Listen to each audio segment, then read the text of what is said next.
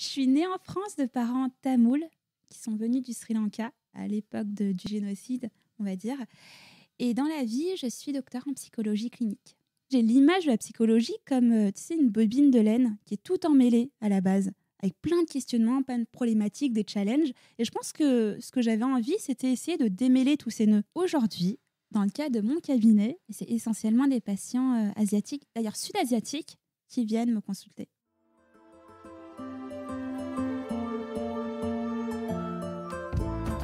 Toute ma vie tourne autour de la nourriture, donc je pense que ça, c'est assez asiate. En tant qu'asiatique, on nous a longtemps mis dans des cases. Je suis donc française, j'ai été adoptée et je suis d'origine vietnamienne. Je pense que mon attitude, c'est aussi d'infiltrer tous les espaces artistiques et créatifs avec nos histoires. Et je suis d'origine sino-cambodgienne. Mais moi, mon attitude, c'est de me raconter en tant qu'asiatique.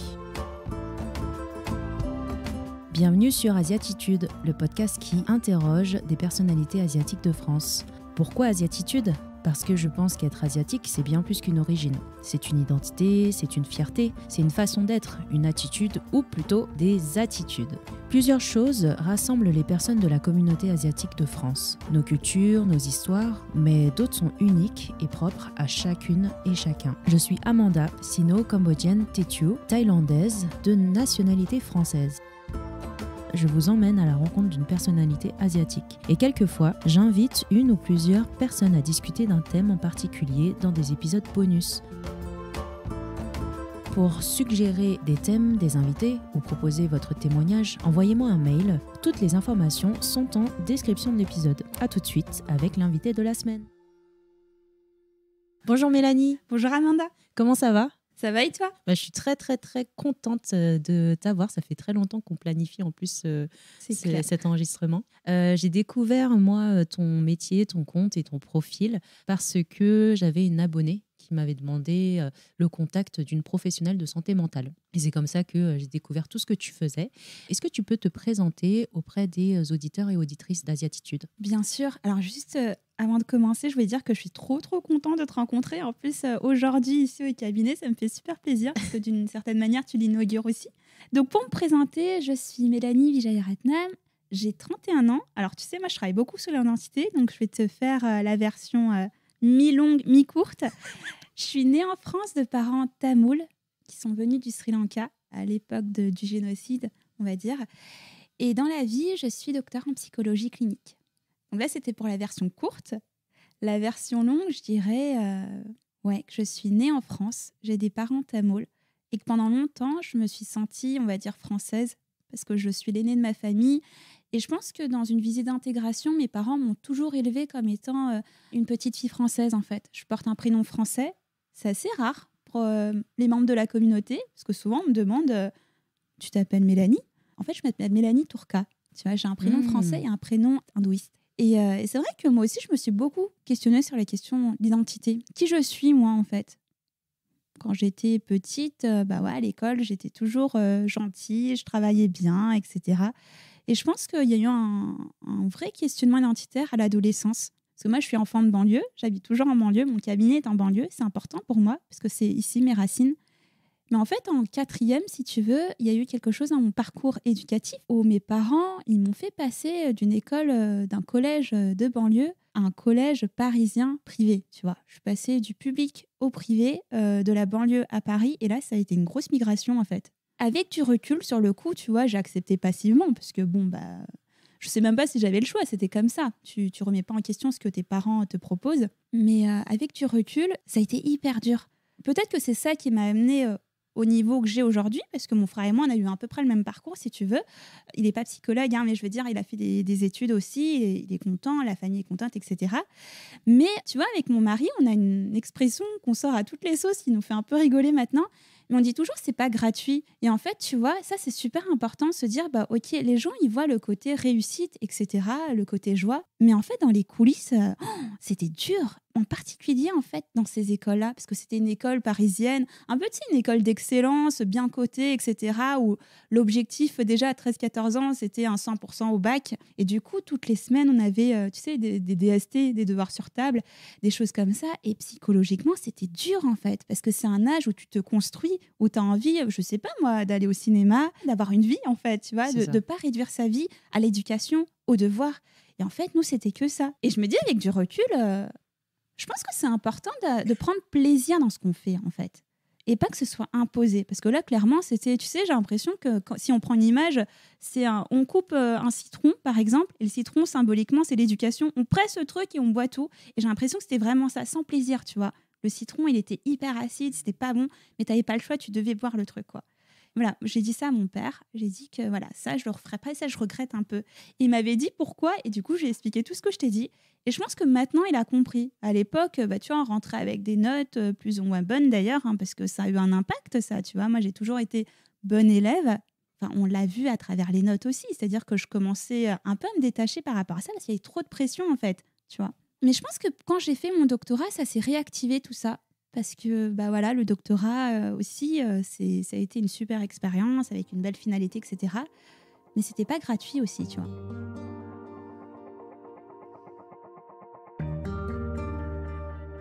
Est-ce que tu peux nous parler de tout le parcours jusqu'au doctorat, parce que c'est pas commun de devenir en fait docteur? Alors, ce qui s'est passé, c'est que si je reprends un peu l'historique, du coup, ça a été difficile de se construire, on va dire, en école privée. Après, tu trouves tes repères parce que t'as pas le choix, en fait. À un moment donné, on te met tellement la pression qu'il faut avoir le bac, donc on a eu le bac, etc. Et je t'avoue que du coup, j'ai décidé de faire des études de psychologie, mais ça arrivait assez tard quand même. Dans mon parcours, j'ai choisi en terminale, pour te dire, pour plusieurs raisons. Je pense qu'avant, déjà, je savais pas ce que c'était la psychologie, je savais pas ce que c'était la santé mentale. Tu vois, dans nos représentations, moi, je suis, comme je te disais, issue d'une famille tamoule. Je pense que ça n'avait pas trop de place, en fait. Quand tu es enfant, on te destine à d'autres métiers, pas celui de la santé mentale, pas les métiers de la santé mentale ou pas la psychologie, quoi. Par contre, médecine, ingénieur, avocat, tu vois, ce genre de métiers, quoi. Ouais, des métiers où c'est économiquement intéressant, peut-être, et valorisant aussi. Économiquement intéressant, oui. Et je pense aussi, oui, valoriser des métiers qui sont bien vus, tu vois, qui sont synonymes de réussite, qui donnent une bonne image. Alors que la psychologie, déjà, on ne sait pas ce que c'est. Mais même aujourd'hui, les gens, ils ne savent pas trop. Tu vois, par exemple, quand je raconte à certains membres de ma famille, en fait, oui, je peux faire des consultations en visio, on parle. Mais même, je te dis, certains membres de ma famille, mais même certaines personnes qui veulent consulter. Des fois, tu sais, sur les mondes de Parvati, en message privé, il y a des personnes qui me demandent des conseils. Puis quand je propose une consultation, on peut me répondre non, mais c'est juste pour parler. Alors que moi, le but de mon travail, c'est justement de parler, tu vois. Donc, tu vois, moi-même, je n'avais pas de représentation parce que j'avais jamais eu l'occasion de côtoyer une psychologue. Je savais pas ce que c'était. Mais il y avait quelque chose qui m'attirait parce que, tu vois, par rapport à tous ces questionnements identitaires que je me suis posés quand j'étais jeune, je me suis dit, mais en fait, je trouve que c'est important de réfléchir à ces choses-là, d'essayer de comprendre. J'ai l'image de la psychologie comme, tu sais, une bobine de laine qui est tout emmêlée à la base, avec plein de questionnements, plein de problématiques, des challenges. Et je pense que ce que j'avais envie, c'était essayer de démêler tous ces nœuds. C'est l'image que j'ai aujourd'hui. Parce que moi-même, je l'ai vécu, il y avait plein de nœuds à un moment donné. Et finalement, je me dis que la ressource, ça vient aussi de soi.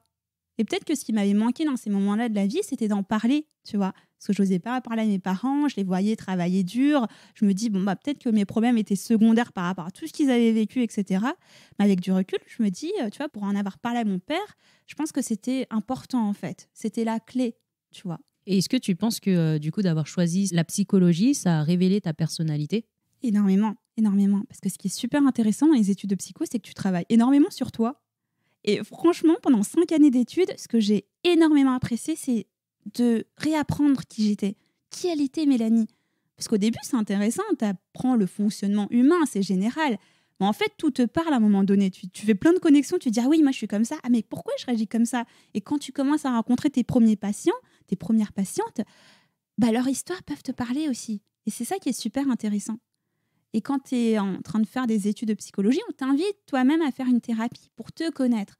Voilà, ça a été extrêmement révélateur.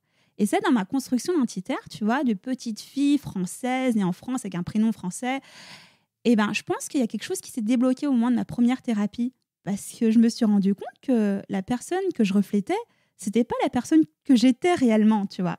Et ça, tu l'as fait jeune, ta première thérapie? J'avais 23 ans, on va dire 23-24 ans. J'étais en fin de parcours de master. Donc, j'aurais pu la faire avant. Et pour Peut-être. revenir, Ouais. en fait, enfin, disons que tu as eu le bac Ouais. et du coup, tu as choisi la psychologie. Mais quel a été le déclic? Parce qu'au final, c'est quelque chose qui t'est inconnu. Est-ce que tu as eu des représentations? Est-ce que tu t'étais renseigné autrement pour vraiment concrétiser et se dire que tu allais choisir ce parcours? Zéro représentation, sincèrement. Je sais pas.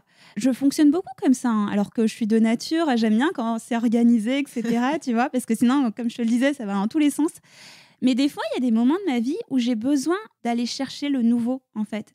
De se dire, voilà, comme une chasseuse de trésors, tu vois, de me dire, bon, je sais pas où je vais, mais je sens qu'il y a un truc super là à explorer.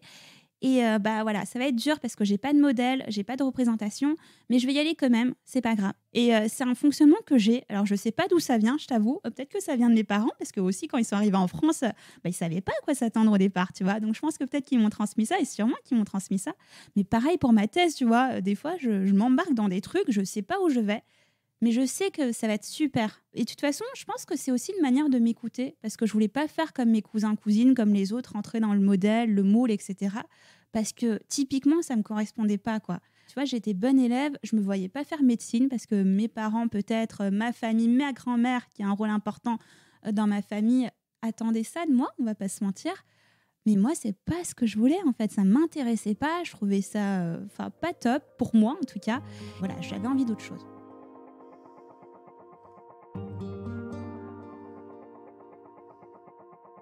Et du coup, on va revenir sur la fin de ton master, je pense. Qu'est-ce qui fait que tu te dis que je vais continuer les études? Parce que quand même, c'est pas la chose la plus facile et le parcours le plus simple, ouais, de commencer en fait un doctorat. C'est pas venu tout de suite le doctorat. Je t'avoue que les études de psycho, c'était facile dans le sens où je pense que quand tu es aligné avec ce que tu fais, ça devient facile dans le sens où tu n'as même pas l'impression de travailler en fait. Ça devient une passion. Et sincèrement, ouais, aujourd'hui, je peux te dire que la psychologie, c'est ma passion. J'adore trop ça en fait. Et je trouve que en fait, c'est trop beau parce que les ressources, elles sont chez toi, elles sont chez toutes les patientes, les patients que je rencontre. La richesse, c'est eux en fait. Mais ce que j'aime, c'est le lien. Comme je te disais en off, c'est le lien qui se crée quand on se rencontre, en fait, qui débloque ces nœuds, qui défait ces nœuds. Les études de psycho, trop bien. J'ai trop adoré. J'ai appris beaucoup sur moi, donc pour moi, c'était tout bénef, tu vois. C'était que du bonus, c'était génial. Ce qui a été plus dur, c'est après, dans le monde professionnel. Parce que, bah, en fait, tu arrives d'un coup, et ça, je ne comprendrai jamais, tu vois. C'est pour ça que je te parle. Je remets beaucoup en question l'éducation, la façon dont les choses sont transmises, parce qu'on ne nous prépare jamais à ce genre de truc, tu vois. Tu arrives sur le terrain, et sur le terrain, c'est beaucoup moins rose. Et c'est que différent tout ce que ça n'a de rien à toute voir. la théorie. Exactement. Et encore, on a eu de la pratique aussi. Mais si, juste par rapport au positionnement de dans quelle mesure tu es professionnel, dans quelle mesure on te fait confiance. Parce que tu vois, nous, on est dans des structures aussi, en tant que psychologue, où on est souvent seul quand même.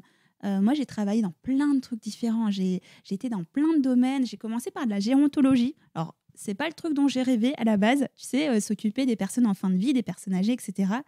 Et avec du recul, je me dis, mais heureusement que j'ai commencé par là, en fait. Parce que ça m'a permis de mieux appréhender la vie. Tu vois, de me dire, ok, ça va se finir. Ça va peut-être se finir dans ces conditions-là. Mais du coup, ça te permet de mieux vivre.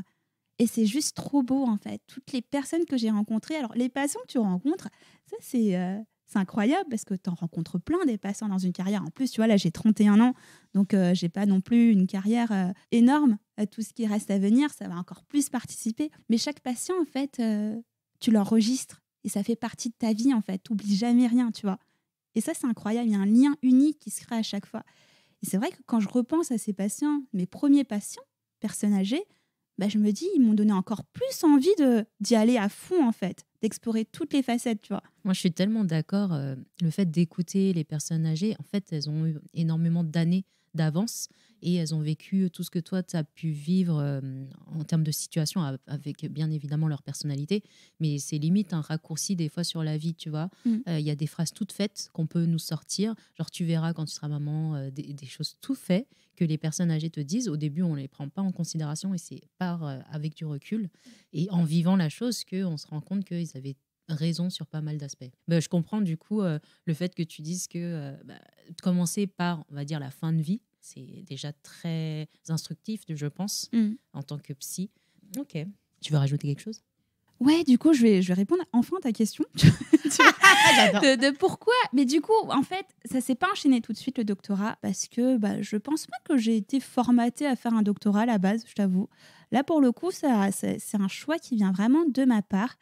Parce qu'en fin de master, voilà, comme je te dis, l'entrée dans le monde professionnel a été un peu traumatique dans le sens où je m'attendais pas du tout à ça.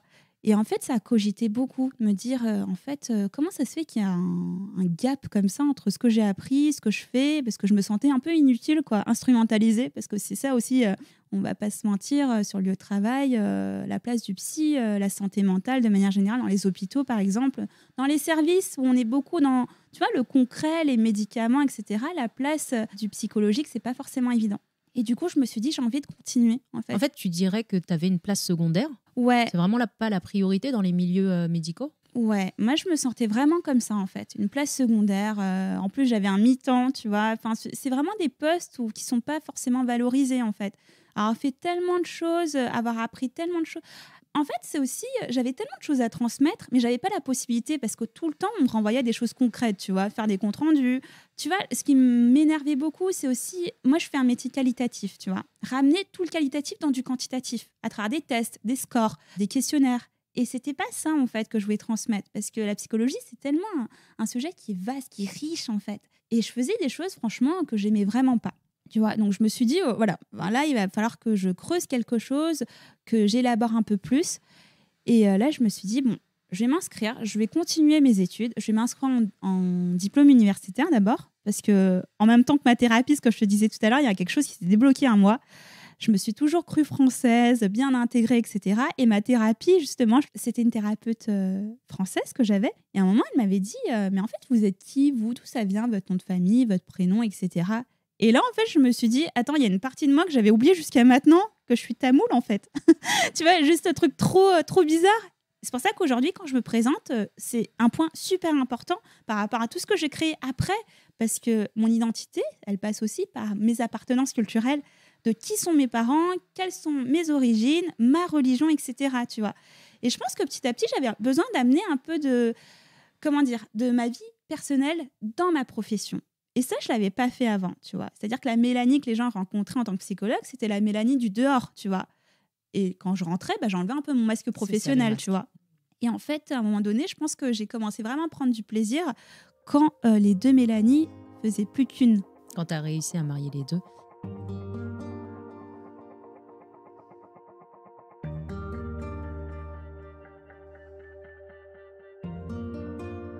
Je voulais te demander, aujourd'hui tu es psychologue, tu es docteur en psychologie également. Donc tu es amenée à rencontrer des patientes et des patients. Est-ce que en tant que psychologue, tu rencontres beaucoup de personnes asiatiques?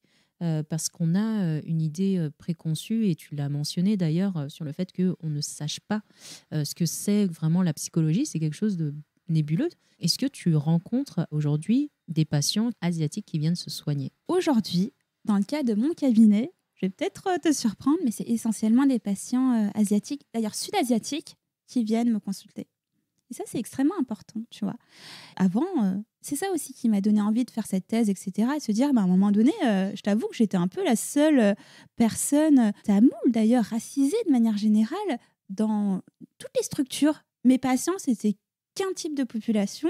C'était des patients nés ici, français, qui ont connu, tu vois, des choses comme la guerre mondiale, quand je te parle des personnes en EHPAD, mais des choses qui ne me parlaient pas forcément, tu vois, des choses que je ne retrouvais pas de ma maison, tu vois, de mon monde intérieur, pas des gens de la migration. À un moment, je me suis même demandé, en fait, à un moment, j'ai fait un burn-out, tu vois, quand j'étais en EHPAD.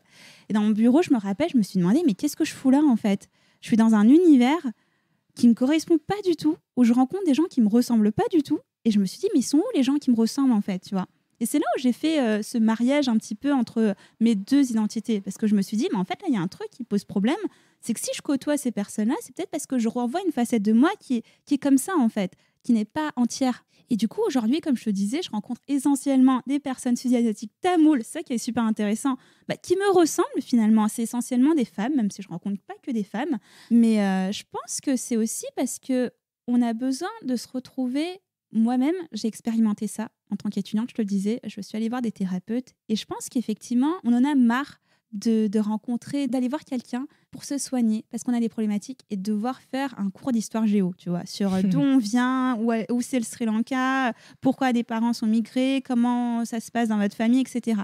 Et tu vois, ce que je rencontre aujourd'hui au cabinet, c'est on passe outre ça, en fait. On va directement au but. On parle de mariage, par exemple, parce qu'on sait comment ça se passe.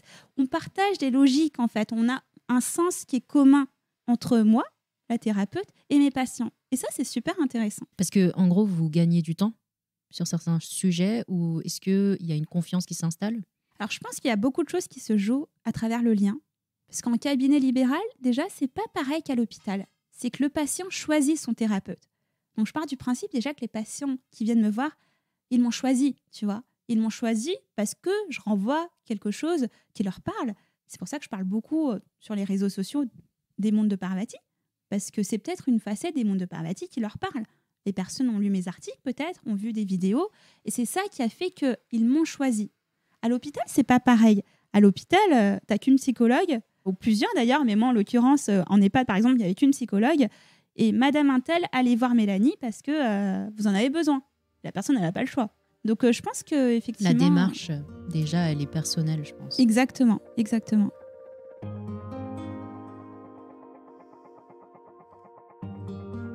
Je reviens sur l'idée préconçue qu'on a que les communautés asiatiques ne prennent pas soin de leur santé mentale. Est-ce que tu as un avis là-dessus? Je t'avouerai qu'il y a deux choses. C'est-à-dire qu'effectivement, quand je me suis questionnée sur ma patientèle en début de carrière, en fait, non, les Asiatiques, ils viennent pas. On ne les trouve pas. Mais on ne les trouve pas parce que tu vois aussi, aujourd'hui, si je nuance, c'est qu'on ne va pas forcément les chercher. Ça qui est intéressant, c'est que moi, je pense que c'est une idée préconçue de se dire que les Asiatiques, non, on ne prend pas soin de notre santé mentale. On prend soin de notre santé mentale, je trouve, mais pas selon le modèle qui est présenté en France. D'accord ? C'est-à-dire que, voilà, prenons un exemple, je ne sais pas, ma maman tamoule, elle aurait besoin de voir un psychologue, je ne la verrai pas allongée sur un divan face à un psychologue qui est en face. Il y a d'autres modalités de faire ce travail thérapeutique. Et je pense que c'est ça où c'est un peu biaisé. Aujourd'hui, je dirais ça, c'est-à-dire que la thérapie, elle peut prendre plusieurs formes, elle peut avoir plusieurs facettes. Quand je rencontre un patient tamoul, je ne le rencontre pas de la même manière que je rencontre un patient qui est né ici, qui a des origines françaises ou qui a d'autres origines, tu vois. Comment ça se traduit concrètement pour les deux exemples, par exemple? Alors ça, c'est intéressant parce que justement, c'est pas concret. C'est-à-dire que tout va se jouer sur le lien. La manière dont tu vas te présenter à moi, c'est ce qu'on appelle en fait dans notre jargon le transfert et le contre-transfert. C'est quelque chose que tu projettes en moi, que moi je vais projeter sur toi parce qu'il va y avoir un travail de relation qui va être en lien.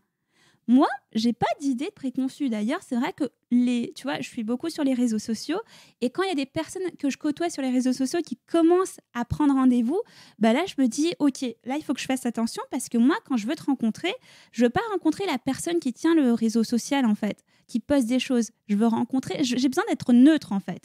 Parce que tu vas te raconter différemment à moi. Et la manière dont tu vas te raconter, ça va venir du fait que tu te sens à l'aise ou pas à l'aise. Tu vas aborder des choses. Il y a des personnes en premier entretien qui vont me dire plein de choses, qui vont déballer tout leur sac. Des personnes qui vont être plus inhibées. Ça va jouer sur le lien. Et moi, en fait, je vais travailler à partir de toi, ce que tu m'apportes comme matériel. Donc, c'est pas concret, en fait. Tu sais, c'est ça qui est intéressant. Et je pense que c'est ça qui fait un peu le lien dans ma vie professionnelle, on va dire. C'est l'inconnu, finalement. Quand j'ai choisi la psychologie, je ne savais pas ce que c'était. Quand je rencontre un patient, tu vois, la plupart du temps, première rencontre, je connais qu'un nom, un prénom. Je ne sais pas d'où il vient. Et en fait, je n'ai pas besoin de savoir si la personne ne m'apporte pas l'information. Je ne vais pas creuser. Je ne suis pas dans un truc que, mais attends, tes parents, ils ont migré quand, etc. Si la personne ne m'apporte pas ça, c'est que ça n'a pas d'importance sur ce qu'elle va me proposer aujourd'hui comme piste de réflexion. C'est vraiment intéressant ce que tu dis, ça renforce le fait qu'on est singulier et que du coup, tu crées ton propre lien avec la personne que tu as en face de toi. C'est exactement ça, la singularité des individus. On est tous différents. Et c'est ça la psychologie en fait. On est tous différents. C'est que même moi, je suis différente. Tu vois, c'est pour ça que quand tu me dis identité, tu vois, même moi là, je suis en train de réfléchir à ce que je me suis présentée comme je le voulais. Parce que l'identité, elle est dynamique, elle est changeante. Même moi, je suis différente à chaque fois que je reçois un patient. Mon cadre professionnel, il est pareil, tu vois. C'est-à-dire que j'ai fait des études, j'ai ce background théorique, etc. Mais la manière dont je me positionne, elle va être différente, en fait, à chaque fois.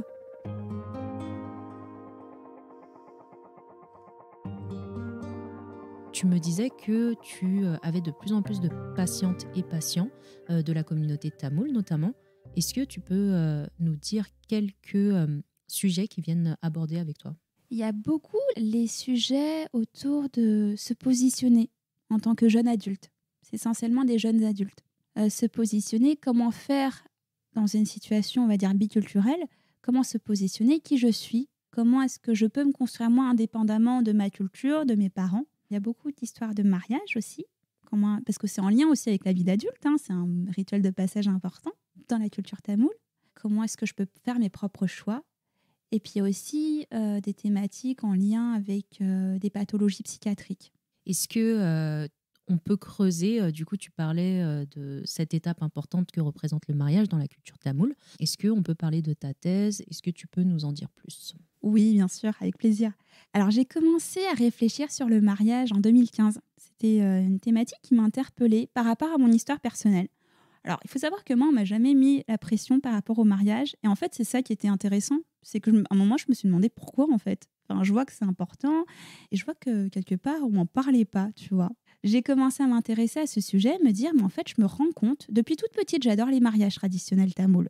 Mais en grandissant, je me suis dit que dans les coulisses, c'est bien plus complexe que ce qu'on voit réellement, avec ces décors, avec tout le monde qui est heureux, la famille réunie, etc. C'est beaucoup plus complexe que ça.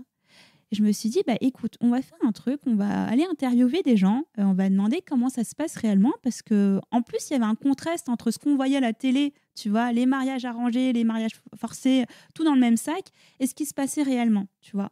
Et moi, je pense que j'avais envie un peu de... Voilà, ma curiosité était présente, j'avais envie de creuser ça, et en même temps, j'avais envie de déconstruire des stéréotypes, des clichés qu'on avait trop facilement sur ces thématiques-là.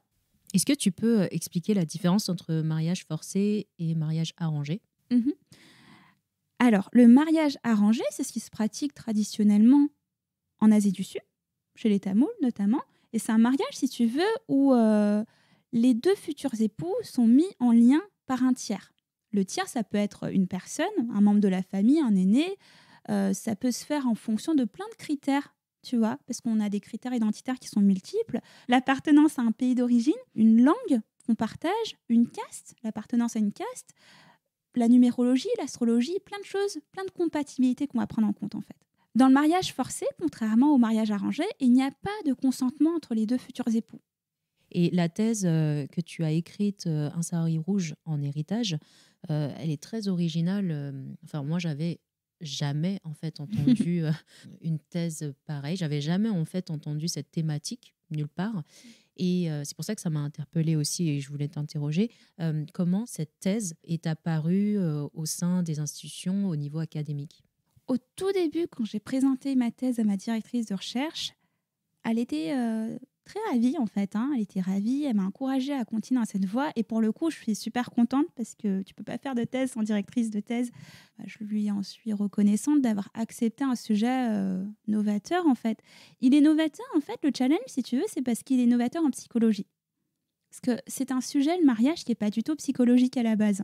Et c'est là où c'était difficile dans mon processus en tant que doctorante, on va dire, c'était d'amener un sujet qui peut, qui est idéalisé, qui peut paraître beau, festif, joyeux, dans un milieu où c'est moins rose que ça, en fait, qui questionne, qui peut être sujet à vulnérabilité.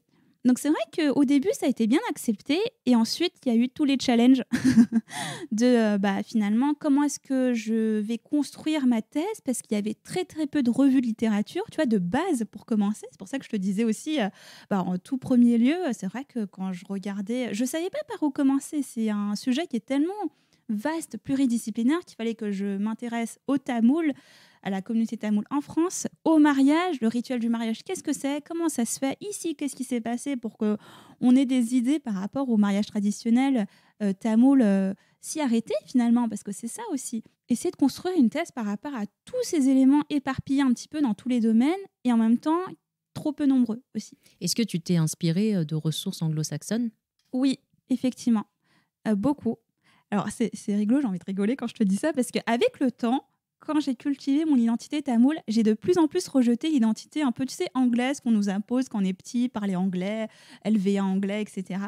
Donc ça a été hyper dur pour moi du coup de réinvestir un truc que j'avais laissé parce que ça me correspondait plus. Mais là encore, tu vois, la migration aux États-Unis par exemple ou au Canada des Tamouls, c'est pas la même que la migration en France.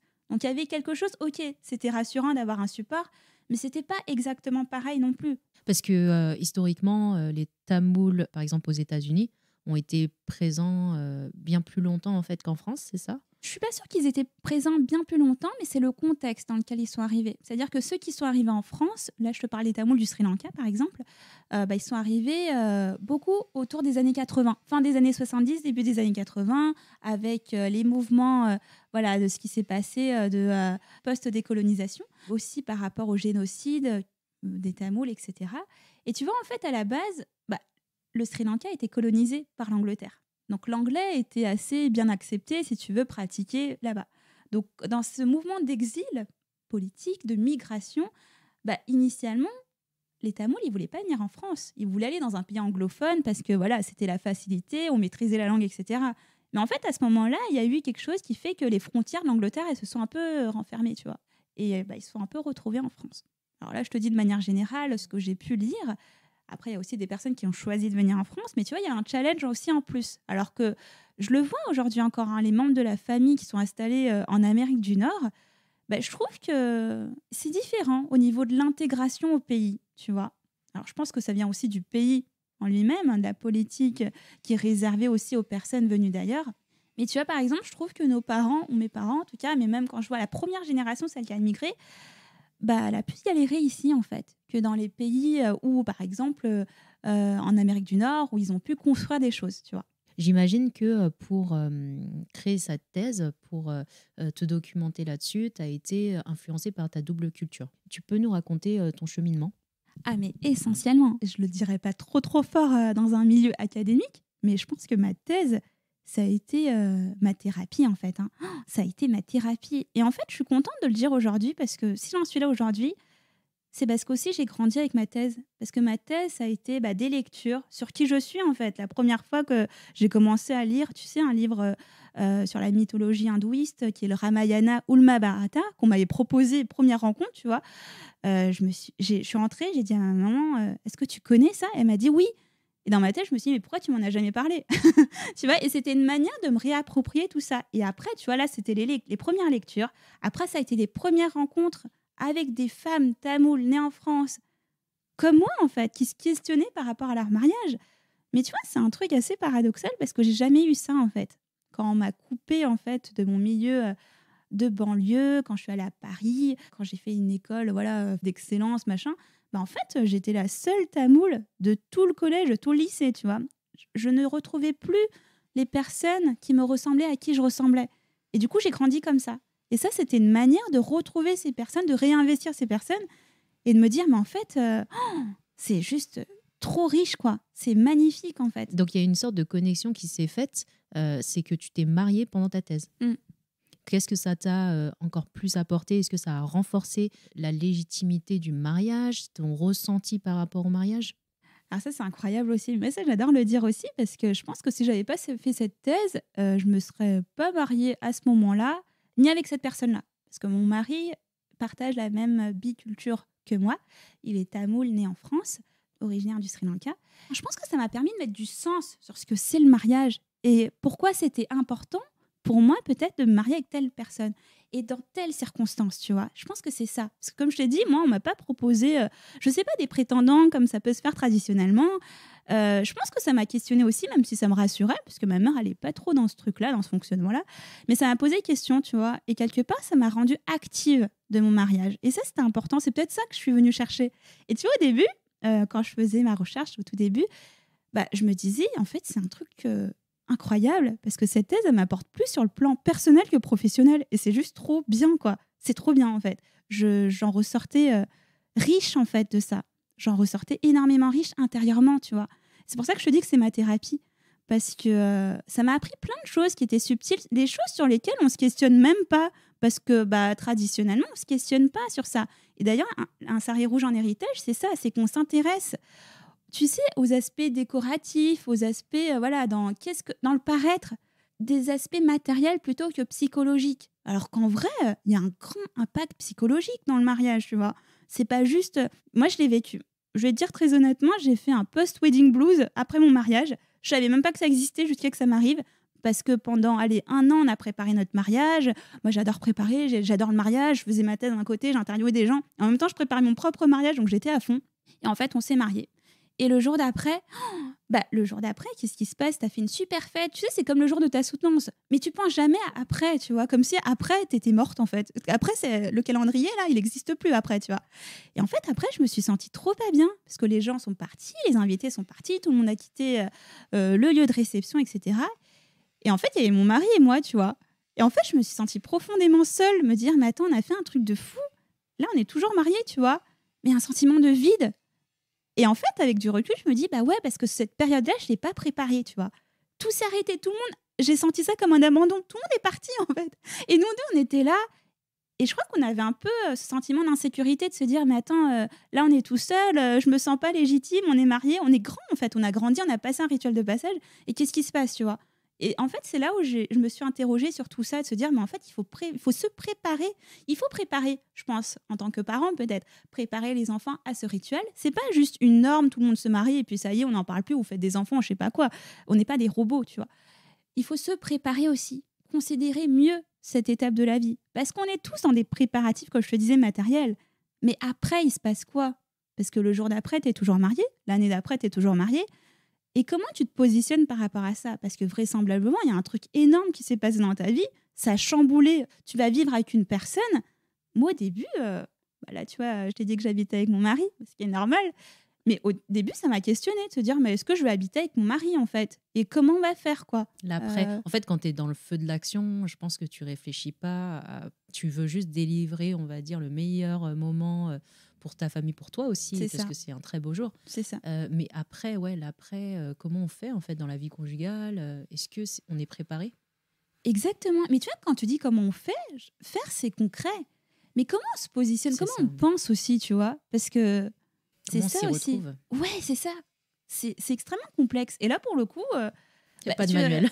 Il n'y a pas de manuel et personne n'en parle aussi. Parce que c'est ça, moi, je ne sais pas ton expérience par rapport au mariage, mais moi, c'est ça. Moi, on m'a invité à des mariages, le jour J, ouais, machin. Et après, tu vois même plus les personnes, tu vois. Ça. Tu vois, on sait jamais ce qui se passe dans les coulisses. Et même pour mes parents, je ne savais pas, tu vois. C'est là, parce que j'en parle, que ma mère, elle peut me dire des choses par rapport à son mariage, comment elle s'est positionnée. Mais tu vois, des fois, je me dis, au niveau chronologique, ça aurait été bien de savoir ça avant, tu vois.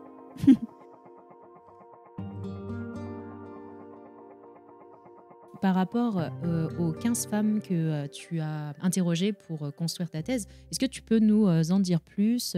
Est-ce que c'était un sujet tabou? Est-ce que c'était facile pour elles de se livrer? Puisque peut-être que tu vivais la même chose? Alors, il faut savoir que moi, quand je rencontre les participantes à ma recherche, elles ne savent pas qui je suis. Pour le coup, tu vois, les mondes de Parvati, tout ça, ça n'existait pas encore. Elles ne savaient pas qui j'étais. Et pour moi aussi, c'était extrêmement stressant, en fait. Parce que c'est un sujet dont on parle peu, finalement. S'il y a peu de recherches par rapport à ça, c'est aussi parce que les gens n'ont pas évoqué ce sujet-là, tu vois, sous cet aspect-là, en tout cas. Donc, tu vois, je le disais dans un autre podcast, 15... ça peut paraître peu, mais c'était déjà énorme pour moi parce que j'ai mis en fait 2 ans à peu près à recruter 15 participantes. Alors qu'il y a des personnes qui peuvent faire des thèses avec 300 personnes, tu vois. Alors que moi, 15, j'étais lessivée déjà. C'était extrêmement dur parce que j'arrivais, je leur proposais des questions sur un truc extrêmement intime en fait, où il y avait potentiellement quelques problématiques. Se dire mon père, il n'accepte pas mon compagnon. Ou non, mais là, j'ai dû fuir ma maison pour me marier.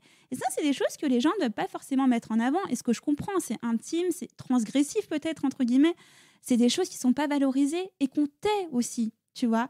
On les tait parce que la personne qui est partie de la maison, on n'en parle plus comme ça, elle n'existait plus de la famille, tu vois. Et du coup, ça a été extrêmement dur. Et je pense que c'est là où ma posture de femme tamoule, psychologue, née en France, concernée par le mariage, ça m'a beaucoup aidée à rencontrer ces personnes. Ça, c'est une question qui m'a été posée d'ailleurs le jour de ma soutenance, je crois. Se dire, mais si tu avais fait cette recherche auprès d'une autre population, pas des Tamouls, ou si tu n'avais pas appartenu à la communauté tamoule, est-ce que ça aurait été différent? J'aurais envie de dire, bien sûr que ça aurait été différent. Si j'avais interviewé une autre communauté, déjà, je ne partagerais pas les mêmes logiques, les mêmes sens concernant le mariage. Donc peut-être que mes questions, déjà, elles seraient différentes. Peut-être que je me serais intéressée à d'autres aspects. Et peut-être que la personne aussi, sûrement, je te dis peut-être, mais c'est sûr, la personne en face, elle se serait racontée différemment. Alors que là, on rentrait, mais tu sais, les pieds dans le plat direct, quoi. La personne, elle me parlait, par exemple, de caste. Elle me le disait même en tamoul parfois. Ça posait pas problème parce que l'idée, c'était de faire en sorte qu'elles viennent comme elles sont, de raconter les choses comme elles le vivent, sans jugement, tout dans la bienveillance, etc. Tu vois. C'était ça qui était extrêmement intéressant.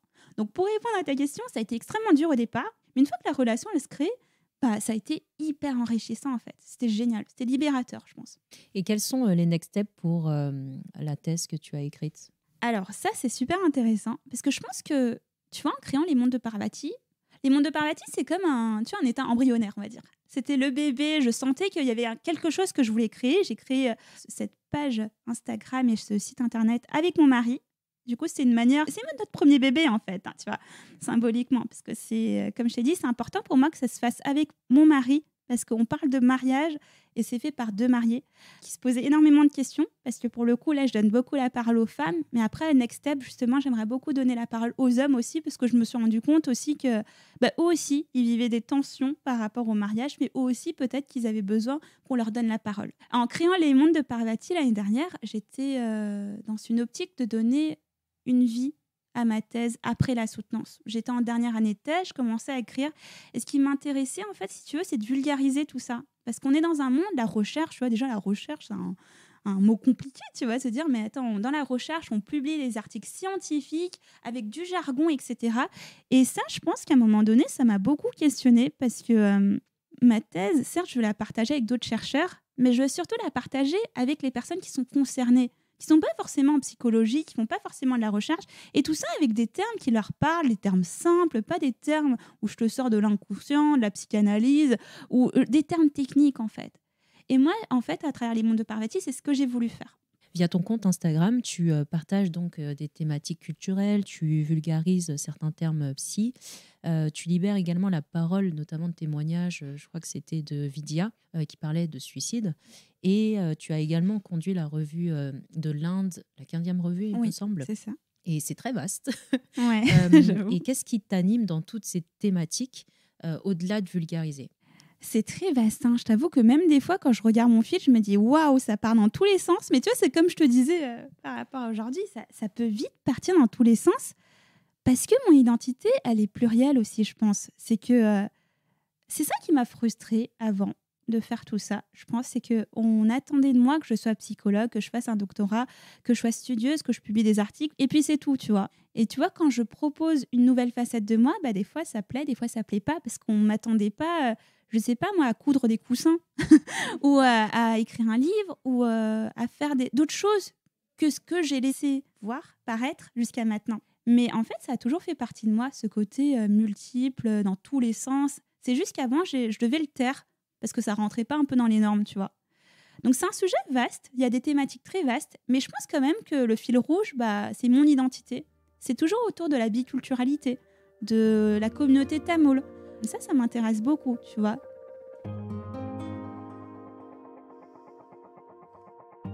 J'ai trouvé un de tes posts super intéressant et je te cite, c'est « Prendre en compte la culture des patients dans le soin, c'est les considérer dans leur entièreté ».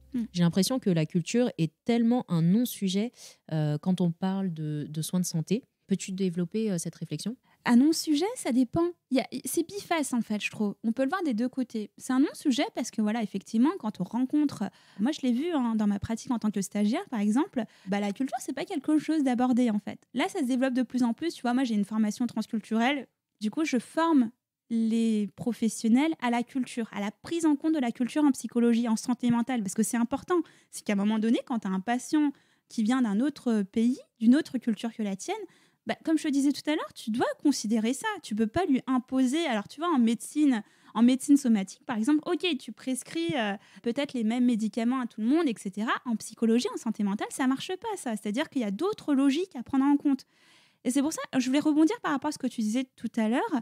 Quand on rencontre un patient tamoul, on ne le rencontre pas de la même manière qu'on rencontre un patient qui vient d'une autre culture. C'est-à-dire que déjà, en fait, la prise en compte de la santé mentale existe dans toutes les cultures. C'est pas juste en France, on a la psychologie, la psychanalyse, et on va faire ça et on va l'étendre à tout le monde. Non, ça marche pas, en fait. C'est important de considérer, en fait, les appartenances des individus. Parce qu'il ne faut pas se dire que voilà, on a une conception de la psychologie qui est celle-ci en France, mais elle ne va pas marcher. En fait, ce n'est pas une technique qui a marché, on va dire, qui va parler au monde entier parce que ça parle en France, tu vois. Et tu vois, c'est là où, pour rebondir à ta question précédente sur, on a une idée préconçue de nous, peut-être qu'on met de côté la santé mentale en Asie, etc. Moi, je dirais que pas forcément. Elle existe, la santé mentale, mais sous d'autres formes. Tu vois, moi, je parle beaucoup de thérapie religieuse ou même par rapport à l'alimentation, tu vois. Parfois, par exemple, quand on parle d'Ayurveda en Inde, en Asie du Sud, voilà, moi, j'ai l'impression que j'ai toujours baigné dedans sans mettre ce grand mot Ayurveda, tu vois. Mais on a toujours baigné dans des épices, dans la manière de faire un peu un équilibre entre les aliments. Et ça, c'est une manière aussi de se préserver, de prendre soin, alors pas forcément que de sa santé mentale, mais aussi du lien entre le corps, l'esprit, l'âme, tu vois. Et la thérapie religieuse, c'est pareil. Alors, je le disais aussi dans un autre podcast, moi, j'aimerais bien être une petite souris, tu sais, dans les temples hindous, parce que je me dis, la religion, c'est quelque chose d'extrêmement important dans nos communautés. Et c'est hyper investi, en fait. Il y a beaucoup de célébrations, mais pas que. Tu vois, quand tu vas un vendredi, par exemple, toutes les semaines, n'importe quel jour de l'année, d'ailleurs, pas que le vendredi, mais il y a toujours des personnes au temple qui font des prières, etc., des offrandes, etc. Et moi, quand je dis que j'ai envie d'être une petite souris, je me dis, j'aimerais bien voir, en fait, ce qu'ils disent à leurs dieux, à nos dieux. Parce que je pense que c'est aussi de l'ordre de protéger-nous, j'aimerais qu'il y ait moins de problèmes, etc. C'est une manière de prendre soin de sa santé mentale. Alors, ils prennent déjà soin de leur santé mentale. C'est juste que peut-être qu'ils ne ressentent pas le besoin d'aller voir une psychologue, parce que ça se fait ici. Et tu vois ? Parce que le schéma, oui, c'est vrai que quand on parle de psychologie, on se dit que tu es sur le divan et on te pose plein de questions et à côté de ça, ça coûte ultra cher. Et déjà, en fait, toute cette forme, tous ces codes-là, il faut les avoir et il faut aussi arriver, parvenir à te libérer face à quelqu'un et surtout que la gestuelle, elle est importante. Enfin, peut-être qu'effectivement, ça ne parle pas à tout le monde. Ouais. Ça parle pas à tout le monde, mais tu vois, je pense que c'est pour ça que c'est important de considérer que ça existe peut-être déjà chez les autres, mais sous une autre forme. Moi, j'ai beaucoup de personnes qui me sollicitent. Alors, la demande est assez particulière, qui me sollicitent en me disant je voudrais prendre rendez-vous, c'est ma mère qui en a besoin. Tu vois. Et en fait, quand j'ai ce genre de questions, de demandes, je réponds toujours est-ce que la demande, elle vient de vous ou de votre maman ? Parce que la plupart du temps, ça vient pas de la maman, en fait. C'est en fait un peu l'enfant qui prescrit, tu vois, comme une ordonnance médicale qui prescrit une séance de psychologie à sa maman. Mais tu vois, par rapport à tout ce que je t'ai dit avant, quand on part comme ça, le lien est déjà faussé, il peut ne pas marcher. Et peut-être qu'il ne marchera certainement pas. Parce que la personne, elle se retrouve ici, la maman se retrouve ici, face à moi. Elle ne sait peut-être même pas pourquoi elle est là. Peut-être parce que son enfant l'a senti mal, etc. Mais qu'est-ce qu'elle va me raconter ? Parce que c'est elle que je vais recevoir. Tu vois, du coup, il y a quelque chose de faussé là. Et c'est super intéressant aussi, ça me fait penser aux parents qui veulent consulter pour leurs enfants, en fait. Du coup, là, c'est le schéma inverse. Mais du coup, on se rend compte finalement que c'est les parents qui souhaitent s'exprimer plus que les enfants. Et au final, le psychologue travaille plus avec les parents. C'est exactement ça. Alors, tu vois, moi, du coup, je vois plutôt le schéma inverse. Ouais. Mais quand je des demandes comme ça, en fait, moi, ce qui m'interpelle, c'est peut-être l'enfant, en fait, qui a besoin de consulter. Une ou deux fois, ça s'est avéré, exact. C'est qu'on s'est rendu compte que la souffrance, elle était présente chez l'enfant plutôt que chez le parent.